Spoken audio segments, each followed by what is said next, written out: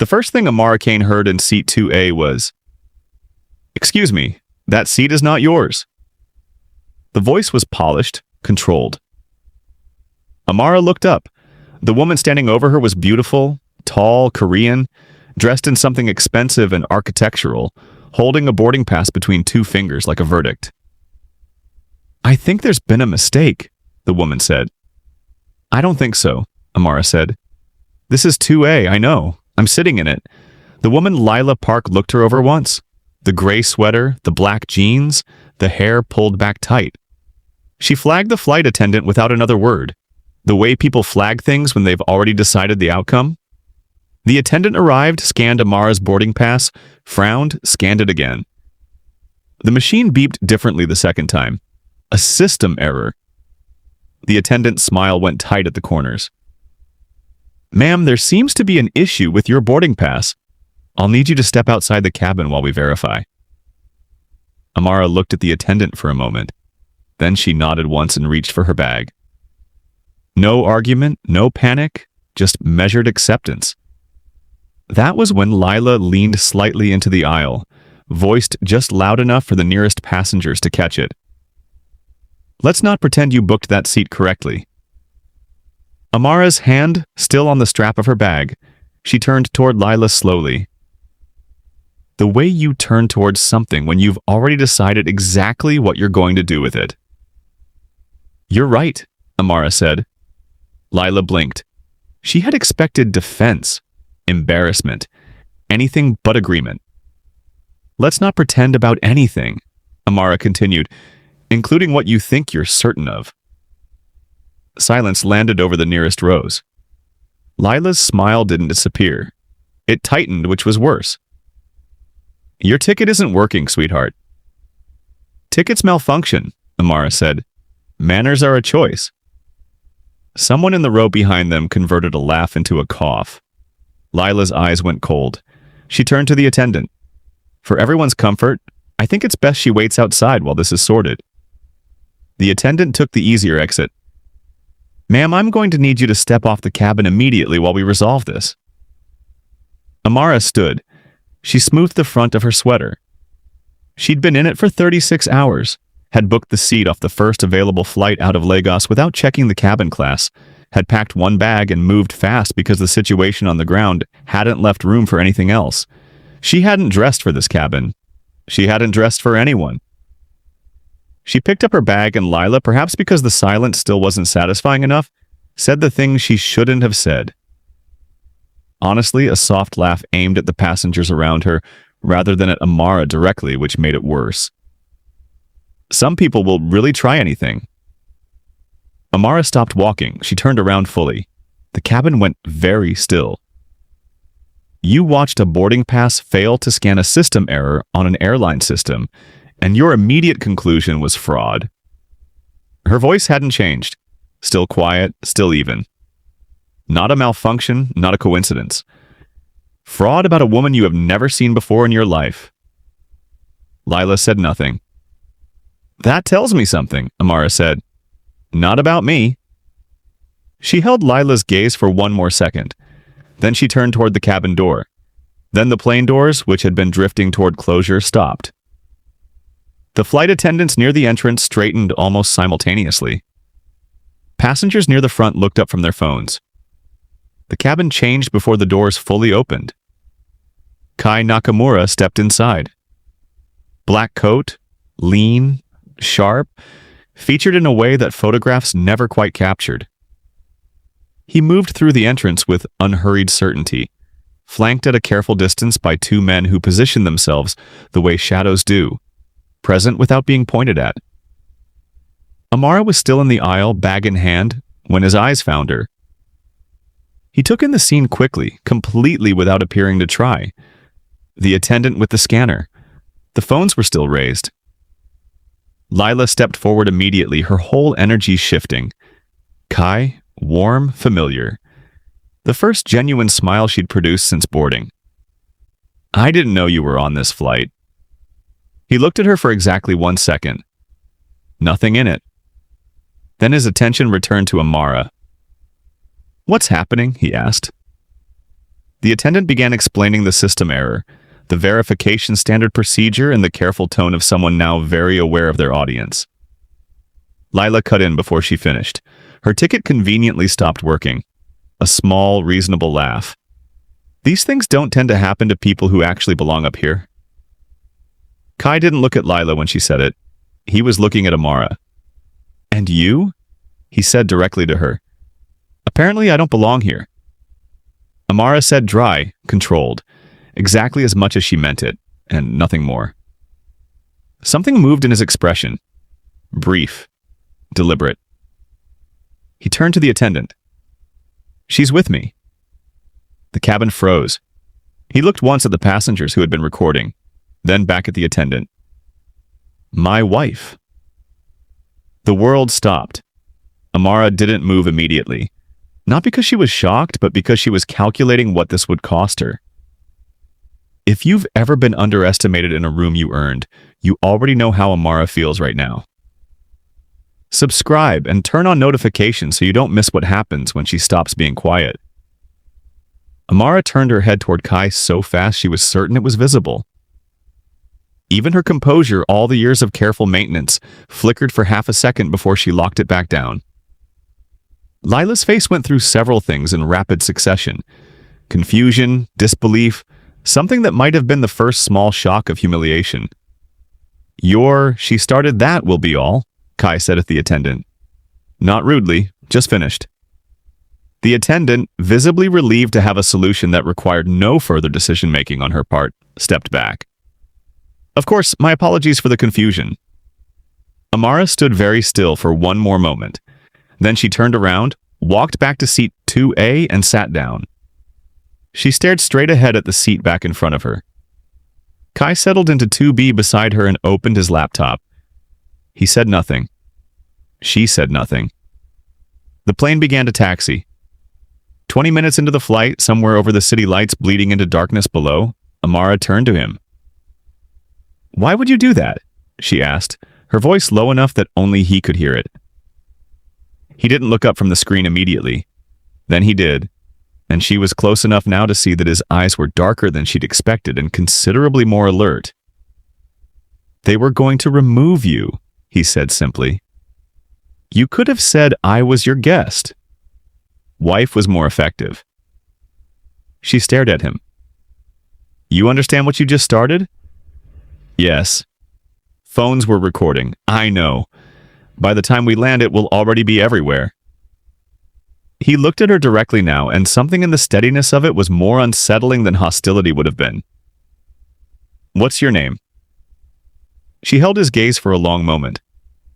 Amara Kane. Something moved through his expression, so brief she might have imagined it. "I know that name." "Most people in certain rooms do," she said. "Then you understand why the wife was more effective than guest." She didn't answer that. She turned back toward the window. He returned to his laptop, but twice she counted. She caught his reflection in the glass watching her instead of the screen. And twice he didn't look away when he realized she'd noticed. Neither of them said anything about it. Across the aisle, 3 rows back, Lila sat with her hands folded in her lap, and her face arranged into perfect composure and her eyes doing everything her face refused to show. They landed to cameras, not many. 2 photographers, 1 video crew, but enough. Someone had already posted the clip from the plane. It had the things that travel fast. A public space, a beautiful woman, a powerful man, and a word nobody expected. Wife. The headlines assembled themselves within the hour. Kai Nakamura's secret marriage ran on 3 different sites before their bags hit the carousel. By the time Amara's driver found her outside arrivals, her assistant had already sent 14 messages in descending order of panic. She sat in the back of the car and scrolled through them with a specific exhaustion of someone managing a problem she didn't create. Lila, she was told later, stood near the terminal exit for a long time after they departed. Watching the penthouse was exactly as she'd left it. Quiet, ordered, every surface exactly where it should be.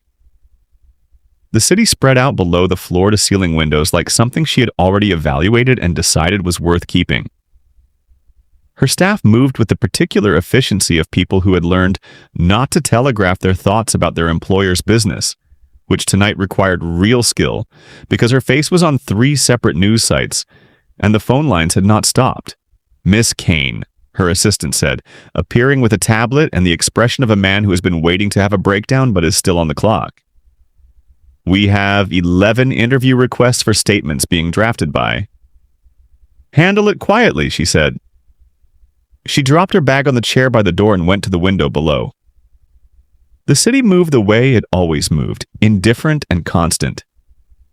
She pressed 2 fingers to the glass and looked at her own faint reflection, and thought about a man who had called her his wife in front of 12 passengers and 2 camera phones, and had not once looked apologetic about it. She thought about the way he'd looked at her in the aisle before he knew her name, before he knew anything.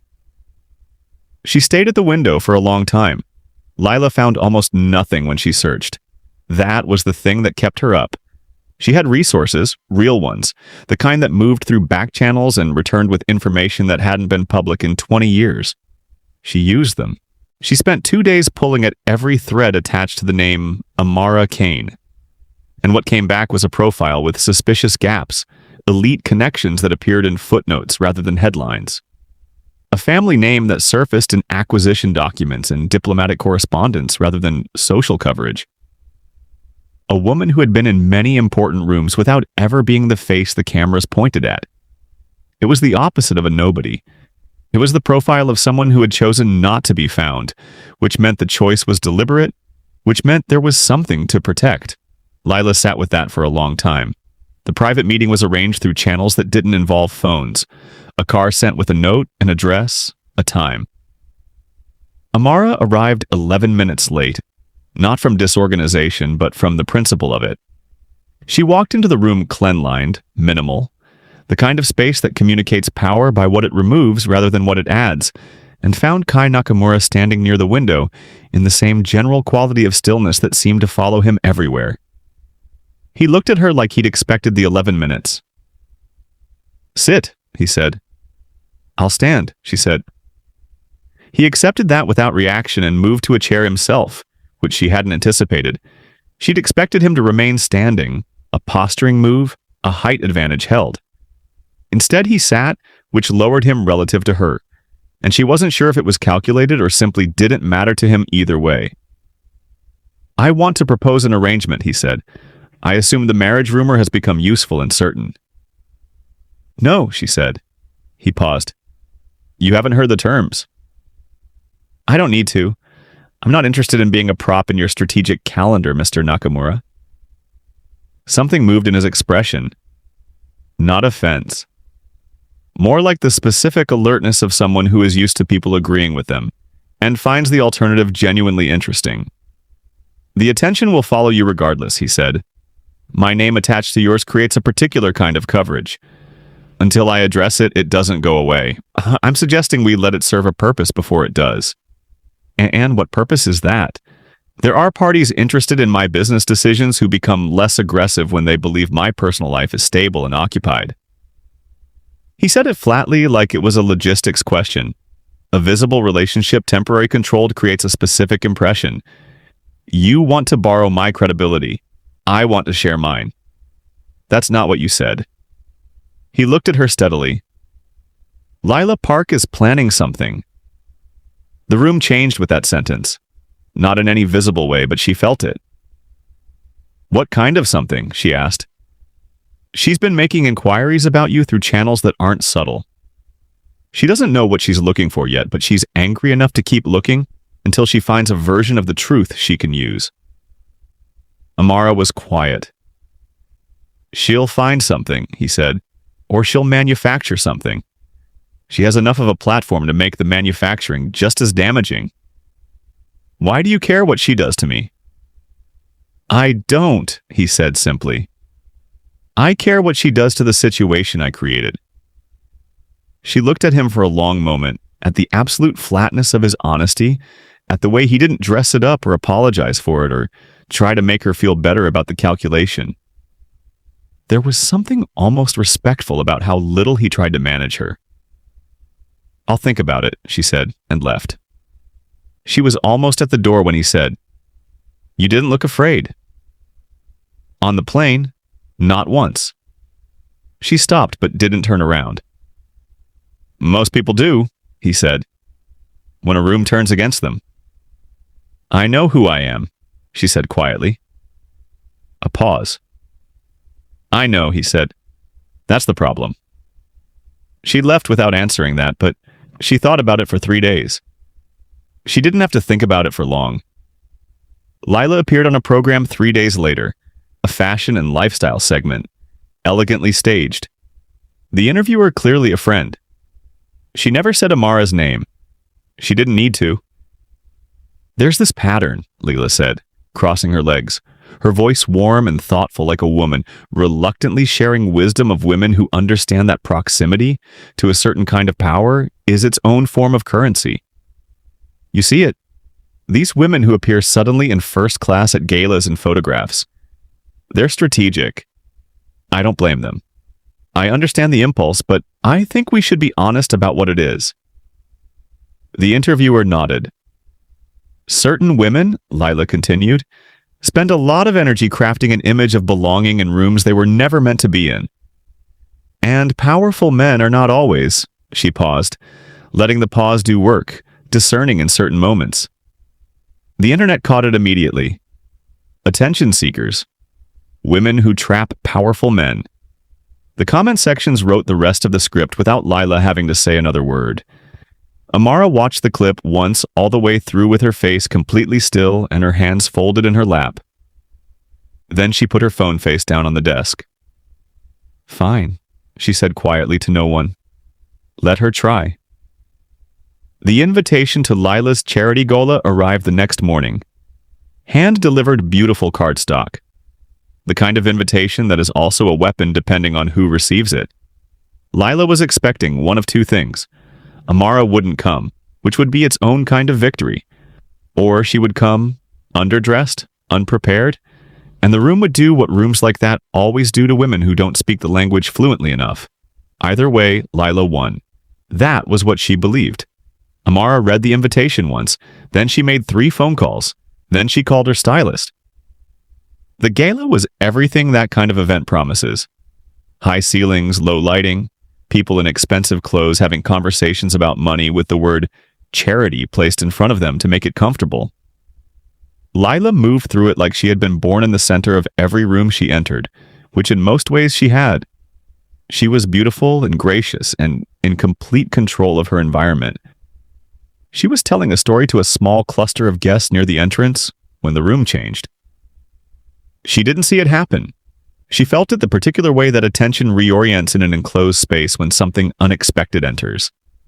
The subtle turning of heads, the pause and competing conversations. The cocktail glass held mid-air while someone forgets to drink from it. She turned. The room noticed Amara before she fully entered. Black couture, something architectural, deliberate, expensive in the way that makes cheap look loud by comparison. Diamond jewelry that caught the light without chasing it. Hair pulled back in a way that showed all of her face, every angle of it, with the easy confidence of a woman who has never needed to hide. She moved like she wasn't thinking about how she was moving, which was the most expensive thing in the room. She looked, Lila thought, and then stopped thinking because there was no word that was available to her that didn't also function as a concession. Untouchable was the word. But Lila did not allow herself to think about it. The first executive who approached Amara was someone Lila had been trying to secure a meeting with for 6 months.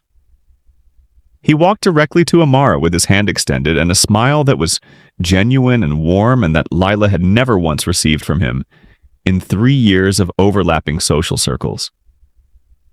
"Miss Kane," he said, "your mother sends her regards." Lila went still.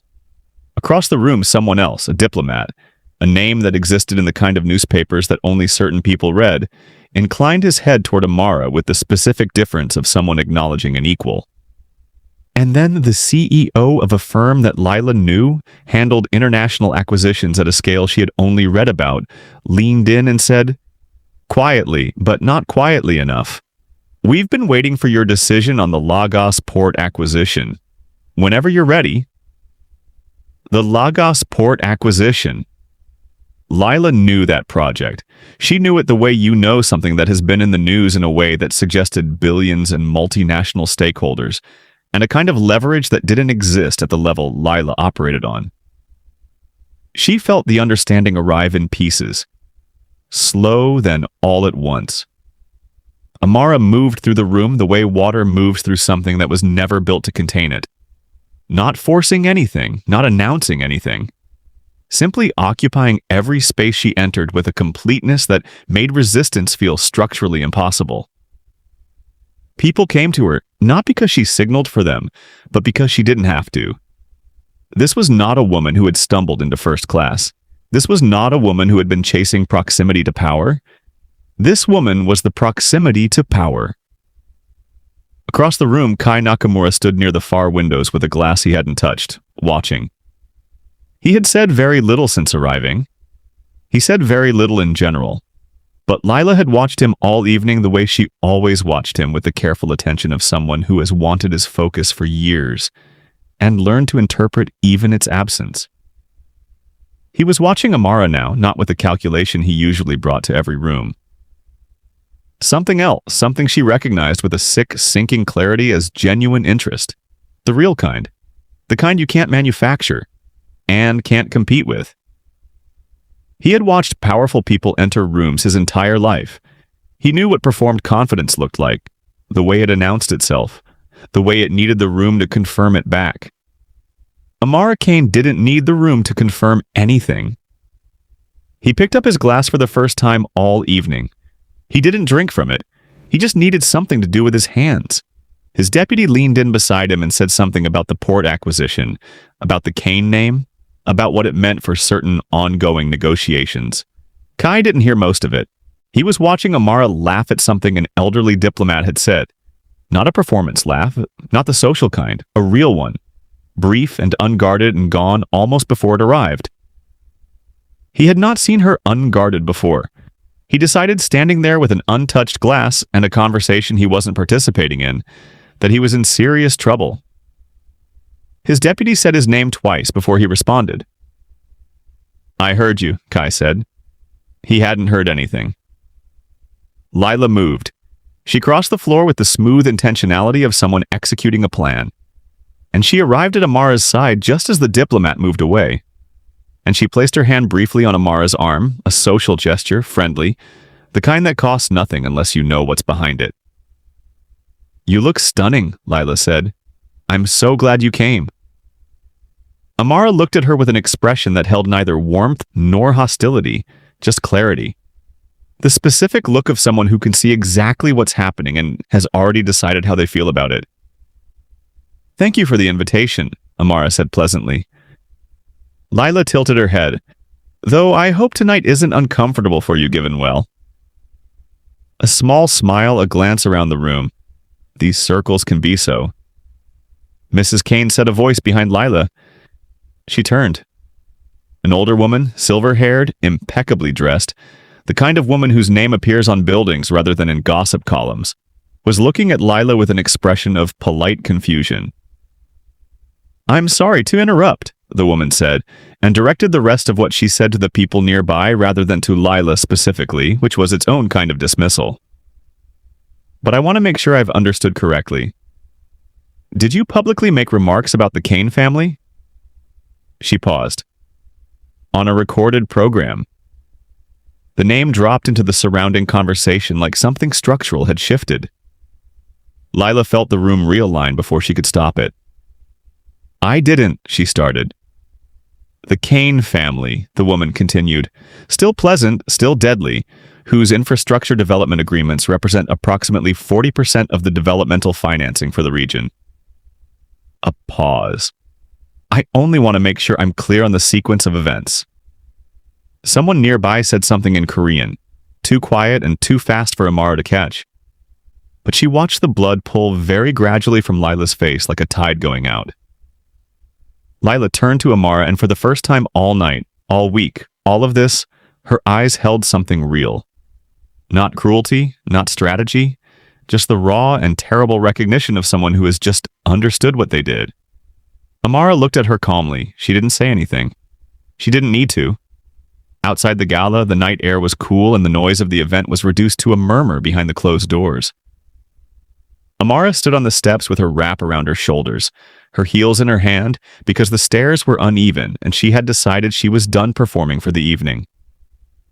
She heard him before she saw him. Not footsteps, she heard the quality of the air change the way it did in closed spaces when he entered them. Kai Nakamura came to stand beside her, not close, just adjacent, looking at the same middle distance. They stood like that for a moment, which with him felt less like silence and more like a particular kind of conversation that didn't require words to be functional. "You didn't have to come tonight," she said. "I was already invited. You could have left early." "I could have." She looked at him. His profile in the low glow of the venue lights was still and certain, and said nothing she could immediately read. "Why did you stay?" she asked. He was quiet long enough that she thought he might not answer. "Then why do you hide it?" The question landed sideways. She hadn't expected him to redirect, and she hadn't expected the question itself to feel as pointed as it did. Hide what? All of it. He turned to look at her, then full attention. The kind she was starting to understand was not his default and was therefore something. The name, the family, the weight it carries. You travel in gray sweaters and sit quietly in your seat and say nothing when rooms try to remove you. I said enough. You said almost nothing. I said what was required, she replied. I don't need everyone in a room to know what I carry. I know what I carry. That's enough. Something in his face shifted. Not dramatically, just a fraction of opening. The way a door that's always locked might settle slightly differently in its frame. People act differently when they know, she said. Quieter now. It wasn't meant to sound vulnerable, but she heard it the way it came out. She left it anyway. They stop seeing you and start seeing the name, the connections, the weight of what's expected. And then you spend every conversation inside someone else's version of you. He looked at her for a long moment. I noticed you, he said. Before I knew your name, she heard it land. She felt it land. She didn't say anything right away because she was doing what she always did, measuring, assessing, deciding how much of what was real to allow to the surface. I know, she finally said. Does that change anything? She looked at him, at the steadiness of him, at the way he asked the question without leaning into it, without softening it, without performing anything around it. Just the question, direct and clean. From the bottom of the steps, a photographer's flash fired, distant, speculative, the kind of long lens attempt that wouldn't produce anything usable. A moment later, 2 reporters appeared from the perimeter of the car park, one of them already raising a voice recorder. Mr. Nakamura, the closer one, called out. Can you confirm or deny? Was the marriage announcement on the flight genuine? Amara looked straight ahead. She waited to hear him deny it. It was the logical thing. It was the clean thing. They had no actual arrangement, no terms agreed upon, no framework that would survive either of their due diligences. He would say it was a misunderstanding. He would say it with the same flat certainty he brought to everything else. And that would be the end of the story that had started at 35,000 feet in a gray sweater. She was already composing the follow-up, the statement her assistant would send, the quiet retraction, the return to the particular invisible authority she'd spent years engineering. Kai turned his head toward her. Just slightly, just enough. He looked at her the way he had looked at her in the aisle on the plane before the name. Before the gala, before Lila's face went white, and executives came forward with outstretched hands. The same look, assessing but not cold, interested in a way that had nothing to do with calculation. Then he turned back toward the reporters. Ask me again another time, he said. The reporter blinked. Mr. Nakamura, but he had already turned away from them. He was looking at her. She had spent 36 hours telling herself this was circumstance. A plane, a mistake, A man who made a calculated decision that happened to involve her name. She had filed it under useful and moved on. She looked at him now, at the stillness of him, at the way he was watching her like she was the only thing in his immediate world worth paying attention to, and felt the filing system quietly collapse. She wasn't in trouble. She was already there. "Kai," she said. He looked at her. She almost didn't say it. "Then I think I'm in trouble." He was quiet for a moment. Then so softly she almost missed it. "You're not alone." And then not performed, not strategic, not for the cameras or the voice recorders or any of the surrounding machinery of the lives they both lived. He extended his hand toward her, open, still, unhurried. The way you offer something you aren't sure will be taken. Amara looked at his hand. She thought about the plane, about the aisle, about the particular fury of standing in a cabin with a boarding pass nobody believed in. She thought about Lila's smile going slowly, publicly wrong.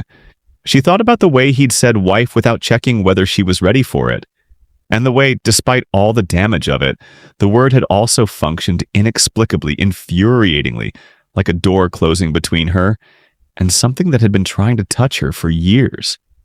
She thought about, "I noticed you," and what it meant that he'd said it like it was just information. She looked at his hand. Then she placed hers in it. His fingers closed, not tightly, not possessively, just with the quiet sureness of someone who, having offered something, does not second-guess the offer once it's accepted.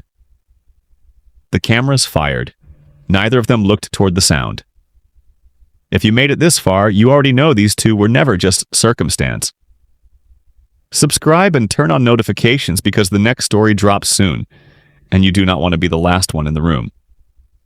And tell me in the comments, did Amara fall first or did she just admit it?